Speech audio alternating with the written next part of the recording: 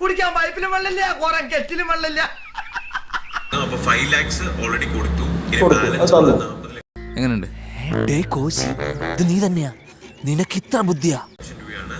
അതില് ഈ വരുന്ന മെയ് 28-ാം തീയതി അന്ന് 5 ലക്ഷം രൂപ, 1.5 ലക്ഷം രൂപ കാശൊക്കെ പിടിച്ചോ, എന്നാലും കാശ് ബാക്കി നിൽക്കിയല്ലേ. ജൂൺ 5-ാം തീയതി അന്ന് ബാലൻസ് 5 ലക്ഷം രൂപ. നാളെ രാവിലെ എന്റെ ബോട്ടാണ് ആദ്യം എടുക്കാൻ പോകുന്നത്, അപ്പോഴും കിട്ടും 1.5 ലക്ഷം രൂപ. ജൂൺ 10-ാം തീയതി അന്ന് 5 ലക്ഷം രൂപ. അപ്പൊ ടോട്ടല് 20 ലക്ഷം രൂപ അന്ന് ക്ലിയർ ചെയ്യും. അപ്പൊ എത്ര രൂപയായി?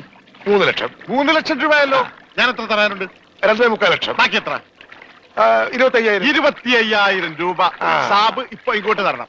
അത് കഴിഞ്ഞ ശേഷം ജൂൺ 15-ാം തീയതി അന്ന് 25 lakhs കൂടെ. ബാലിന് ഞാൻ എത്ര ക്യാഷ് തരാനുണ്ട്? 26,000 രൂപ. 26,000 ഉറപ്പാണല്ലോ? ചേർത്തിട്ട് കംപ്ലീറ്റ് എമൗണ്ട് അന്നത്തോടു കൂടി ഫിനിഷ് ചെയ്യാണ്. ഓക്കെ, ബാലന്റെ 26,000 ഞാനൊരു 18-ാം തീയതി തരുന്നു. തന്നല്ലോ? തന്നു. കിട്ടിയല്ലോ? കിട്ടി. ഓക്കെ. അപ്പൊ അത് ഫിനിഷ് ചെയ്തതിന് ശേഷം നമ്മൾ ഡോക്യുമെന്റ്സ് കാര്യങ്ങളൊക്കെ ഹാൻഡ് ഓവർ ചെയ്ത് ഹാപ്പി ആയിട്ട് പിരിയും. ചേട്ടൻ ഞാൻ വിചാരിച്ച പോലെ അല്ല കേട്ടോ. Thank you. മന്ദബുദ്ധിയല്ല. 5-ാം തീയതി തന്നു, 10-ാം തീയതി തന്നു, 15-ാം തീയതി തന്നു, 20-ാം തീയതി മുഴുവൻ തന്നു. ഫുള്ള് ഫണ്ട് സെറ്റിൽ ചെയ്ത് കഴിഞ്ഞു. എടാ അതല്ലടാ, കാശെറിഞ്ഞ് കാശുണ്ടാക്കണം. ഇപ്പൊ കൊടുക്കുന്ന 30 ലക്ഷവും പഴയ 3 ലക്ഷവും പിന്നെ ലാഭം കൂടി നമ്മൾ കൈക്കലാക്കും. എടാ എന്റെ അപ്പൻ ആരാണെന്ന് അറിയാമോ? ആരാ? അതാലോചിച്ച് സമയം കളയാതെ നമുക്ക് ബിസിനസ് ഉറപ്പിക്കാം. മെസ്സേജ് അയച്ചുകൊണ്ടിരിക്കുന്നുണ്ട്, ചേട്ടാ ഒന്ന് മിണ്ടോ എന്നൊക്കെ പറഞ്ഞിട്ട് കുറെ. നമ്മൾ ഈ നാണം കേട്ടല്ലോ. തനക്ക് നാണം ഉണ്ടായിട്ട് വേണ്ടോ നാണം കെടാൻ. മെസ്സേജ് ഇവൻ അയച്ചുകൊണ്ടത്. ഇതൊക്കെ അതിന് ശേഷമുള്ള മെസ്സേജ്. ഞാൻ ഇതിനൊന്നും റിപ്ലൈ ചെയ്യുന്നില്ല.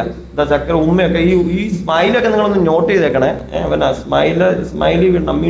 മിണ്ടോ ജാനും ബാഹു എൻ്റെ അടുത്ത് 16-ാം തീയതിയാണ്. ഞാൻ കുറച്ച് സർക്കാസ്റ്റിക് ആവേ, ഒന്നും വിചാരിക്കണ്ട. കാരണം നമുക്ക് തെറിയൊന്നും വിളിക്കാൻ അറിയില്ല. മിനിമം ഇതെങ്കിലും നമ്മൾ കൊടുക്കണ്ടേ.